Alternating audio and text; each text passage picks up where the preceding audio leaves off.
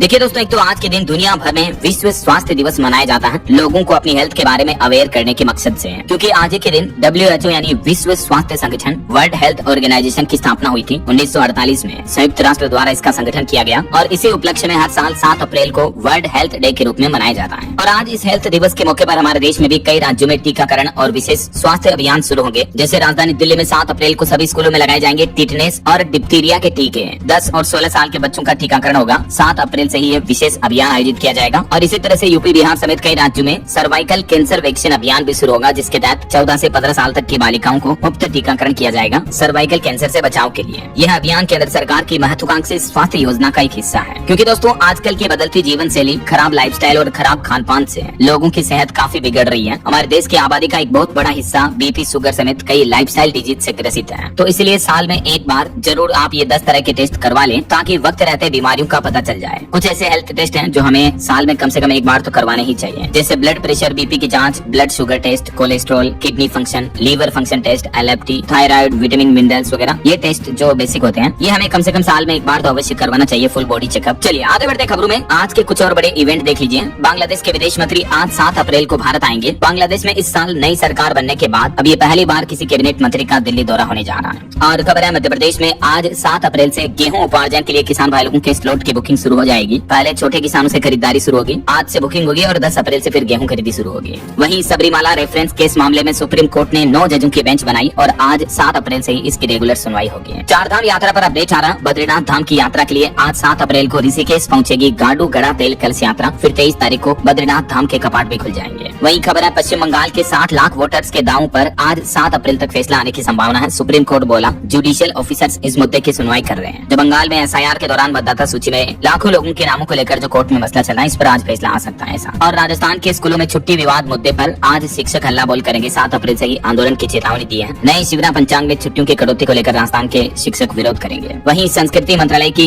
Repertory grant में भारी कटौती के चलते देश भर के रंग कर्मी भी एकजुट होंगे। 7 अप्रैल को आज दिल्ली में विरोध प्रदर्शन करेंगे। और रेलवे यात्रियों के लिए अच्छी खबर है, झारखंड से मुंबई के लिए सीधी ट्रेन सेवा शुरू होगी। आज हरी झंडी दिखाई जाएगी। और उत्तर प्रदेश के मुख्यमंत्री योगी आदित्यनाथ आज 5142 करोड़ रुपए की ग्रेटर आगरा योजना की सौगात देंगे। आगरा का दौरा करेंगे। इस दरमियान विशाल जनसभा को भी संबोधित करेंगे मुख्यमंत्री योगी आदित्यनाथ। और वही खबर है दोस्तों, यूपी में एक और नया ग्रीनफील्ड हाईवे बन रहा और इसके निर्माण से उत्तर प्रदेश के 50 से ज्यादा गाँव को सीधा फायदा मिलेगा। भारतमाला परियोजना से जुड़ेंगे कई शहर। ये नए ग्रीनफील्ड का उद्घाटन भी जल्द ही देखने को मिलेगा। 14 अप्रैल को इसका उद्घाटन हो जाएगा दिल्ली देहरादून ग्रीनफील्ड हाईवे का। और खबर है, भारतीय जनता पार्टी BJP का नया प्लान। आज से शुरू होगा गाँव बस्ती चलो अभियान। कई जगहों पर नए BJP ऑफिस भी बनाए जाएंगे। आपको पता होगा, कल जो भाजपा का 47वां स्थापना दिवस था, इस मौके पर प्रधानमंत्री और अन्य BJP नेताओं ने राष्ट्र प्रथम का संकल्प भी दोहराया। चलिए अगला अपडेट देखिए। जम्मू कश्मीर में स्वास्थ्य एवं चिकित्सा शिक्षा विभाग के कर्मचारियों की हड़ताल खत्म हुई। आज मंगलवार से काम पर लौटेंगे। सरकार और कर्मचारियों के बीच सहमति बनी। वहीं मोबाइल फोन लॉन्चिंग पर खबर है, 8000 mAh बैटरी वाला Realme का एक नया सस्ता स्मार्टफोन लॉन्च होने जा रहा आज C100 4G। और मौसम विभाग की बड़ी चेतावनी, 7 और 8 अप्रैल को आज और कल 2 और नए पश्चिमी विक्षोभ सक्रिय होंगे, जिसके चलते देश के कई राज्यों में बारिश और गरज चमक के साथ ओले भी गिरेंगे। तो आगे मैं आपको बताऊंगा और भी पूरे मौसम समाचार विस्तार से। फिलहाल आगे बढ़ते हैं खबरों में। देखिए कुछ ईरान इजराइल जंग से जुड़े बड़े अपडेट। देखिए LPG क्राइसिस के बीच उत्तराखंड सरकार ने नया आदेश जारी किया। अब विवाह शादी समारोह में गैस सिलेंडर के लिए देना होगा शपथ पत्र। उत्तराखंड की राजधानी देहरादून प्रशासन की तरफ से यह नया नियम भी लागू कर दिया है। और क्रूड ऑयल कच्चे तेल की महंगाई पर बड़ी खबर आ रही कि ईरान ने ग्लोबल सप्लाई रोकने की धमकी दी। इस वजह से कच्चा तेल का भाव $110 प्रति बैरल के भी पार पहुंच चुका है। और इससे भारत के आयात बिल पर भी 16,000 करोड़ का बोझ बढ़ेगा। इस वजह से हमारे देश में भी महंगाई बढ़ सकती है। न सिर्फ पेट्रोल डीजल की बल्कि अन्य चीजों की महंगाई पर भी असर पड़ सकता है। क्योंकि जब फ्यूल महंगा होता है तो ट्रांसपोर्टेशन वगैरह सब महंगे होते हैं और फिर चेन सिस्टम की तरह कई कंपनियों के उत्पाद महंगे हो जाते हैं ऐसा। चलिए अगली बड़ी खबर देखिए। देर रात इजराइल ने ईरान की राजधानी तेहरान में 3 एयरपोर्ट पर भी हमला किया। बुश नहर में नेवी बेस को भी उड़ा दिया और ईरान की सबसे बड़ी गैस फील्ड पर भी अटैक किया। जी हाँ दोस्तों, अमेरिका इजराइल ईरान जंग को 38 दिन हो चुके हैं और ये जंग रुकने का नाम नहीं ले रही, बल्कि दिनों दिन और बढ़ती जा रही है। इस बीच देखिए, डोनाल्ड ट्रंप ने ईरान पर और भयंकर हमला करने का समय तय कर दिया। ट्रंप बोले कि आज मंगलवार रात 8 बजे तक का मौका है ईरान के पास, हॉर्मुज रूट को खोल दें। और अगर आज रात 8 बजे तक ये रूट नहीं खोला तो फिर ईरान में पावर प्लांट और सब कुछ हमारे निशाने पर होगा, सब कुछ तबाह कर देंगे। ट्रंप ने ये सीधी सीधी धमकी दी है ईरान को। ट्रंप ने कहा कि अगले 48 घंटों का समय काफी अहम होगा। और ट्रंप ने ईरान के साथ 45 दिन का सीजफायर का प्रस्ताव भी रखा। तो रिपोर्ट आ रही कि ईरान जंग रुकने पर आज सहमति भी बन सकती है। क्योंकि अभी एक दिन पहले कल पाकिस्तान ने ईरान और अमेरिका दोनों को ये सीजफायर प्लान सौंपा, इसमें मध्यस्थता निभाते हुए। और इस सीजफायर प्लान में हॉर्मुज खोलने का प्रस्ताव भी रखा गया है। लेकिन खबर तो ये भी है कि पाकिस्तान के द्वारा और अमेरिका के द्वारा सौंपे गए इस सीजफायर प्रस्ताव को ईरान ने सीधा सीधा ठुकरा दिया। दिया और कहा कि पूर्ण युद्ध विराम के बिना कोई समझौता नहीं करेंगे हम। पश्चिम एशिया संकट के बीच ईरान ने ठुकराया युद्ध विराम प्रस्ताव और कहा कि हमले जारी रहने तक कोई सीधी बातचीत नहीं होगी।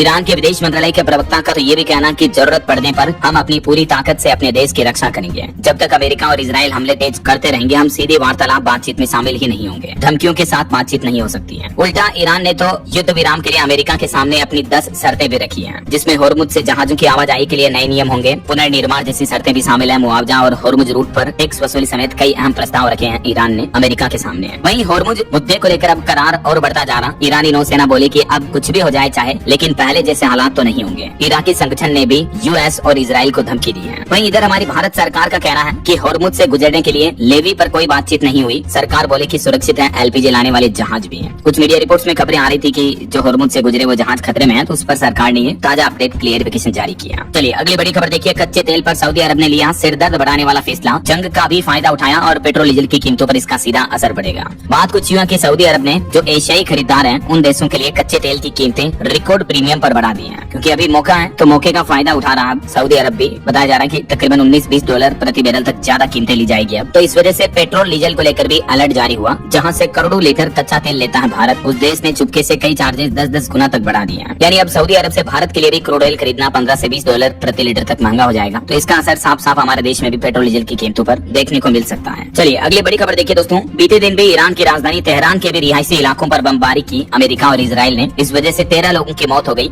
शरीफ यूनिवर्सिटी पर भी हवाई हमला किया। वहीं ईरान युद्ध का असर कुछ यूं दिख रहा। पश्चिम एशिया की सैटेलाइट तस्वीरें भी जारी नहीं करेगी कंपनियां। अमेरिकी राष्ट्रपति डोनाल्ड ट्रंप के प्रशासन की तरफ से निर्देश जारी किया गया। और बड़ी चौंकाने वाली खबर तो ये आ रही कि ईरान के जो IRGC के खुफिया प्रमुख हैं माजिद खादेमी, उनकी भी मौत हो गई। अमेरिका की तरफ से ये भी दावा किया है। मध्य पूर्व में जारी तनाव के बीच ईरान को ये एक और बड़ा झटका लगा है। जो ईरान का वहाँ का एक संगठन है IRGC, Islamic revolutionary guard corpse, तो खबर है कि इस खुफिया संगठन के प्रमुख की भी मौत हो गई है, जैसे अली खामेनी की हुई थी वैसे ही। और इन युद्ध के हालातों के बीच हमारे देश में जो LPG गैस सिलेंडर क्राइसिस चल रहा है, इस बीच सरकार ने एक बार फिर से ये निर्देश जारी किया सभी राज्यों को कि बिना एड्रेस प्रूफ के भी आपको 5 किलो वाला सिलेंडर मिल जाएगा। बस सिर्फ आधार कार्ड, पैन कार्ड जैसे एक फोटो ID आपको दिखानी होगी। तो केंद्र सरकार के इस फैसले से स्टूडेंट और प्रवासी मजदूरों को राहत मिलेगी, क्योंकि आजकल LPG गैस का जो शॉर्टेज देखने को मिल रहा है, तो 14 किलो वाले सिलेंडर के बजाय 5 किलो वाले की उपलब्धता बढ़ाने के लिए सरकार ने ये फैसला लिया है। तो सिंपल आप ये डॉक्यूमेंट्स दिखा करके 5 किलो वाला छोटा सिलेंडर ले सकते हैं। ये सिलेंडर किन किन लोगों के लिए फायदेमंद रहता है, जैसे स्टूडेंट, बैचलर हो गए, प्रवासी मजदूर हो गए, या बैकअप के तौर पर छोटा आप रख सकते हैं ऐसा।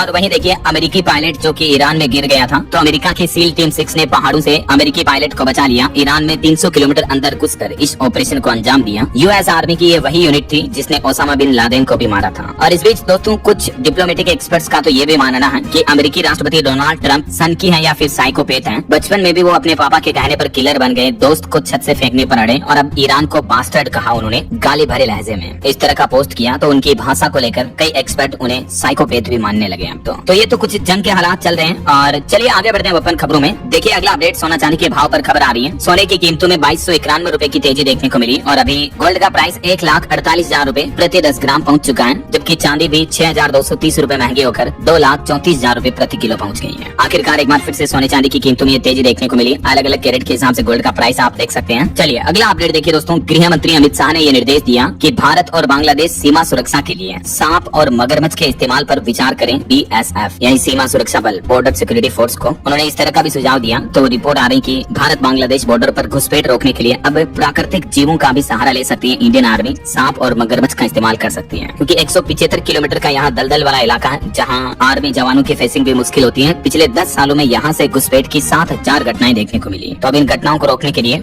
मगरमच्छ और स्नेक जैसे प्राकृतिक जीवों का इस्तेमाल किया जा सकता है, ऐसी रिपोर्ट सामने आ रही है। चलिए अगली बड़ी खबर देखिए। तमिलनाडु में 9 पुलिस कर्मियों को फांसी की सजा सुनाई कोर्ट ने, क्योंकि 6 साल पहले एक बाप और बेटे की जेल में हिरासत के दौरान मौत हो गई थी। उसमें ये पुलिस कर्मी अपराधी थे, जबकि उन बाप बेटे का कसूर सिर्फ इतना था कि उन्होंने कोविड काल के दौरान दुकान खोली थी। तो कोर्ट ने इस मामले को रेयरेस्ट ऑफ रेयर बताया और कहा कि ये अत्यधिक बर्बरता और सत्ता का दुरुपयोग का मामला है। जब इस मामले की CBI जांच हुई तो हिरासत में उन बाप बेटे की पिटाई की पुष्टि हुई थी। पुलिस वालों ने उनको इतना पीटा कि लिटरली उनकी मौत हो गई दोनों की। तमिलनाडु के साथानकुलम कस्टोडियल किलिंग केस मामले पर अब मदुरै डिस्ट्रिक्ट कोर्ट ने 9 पुलिस कर्मियों को मौत की सजा सुनाई सीधी। चलिए अगली बड़ी खबर देखिए दोस्तों। दिल्ली विधानसभा में सुरक्षा में बड़ी चूक देखने को मिली।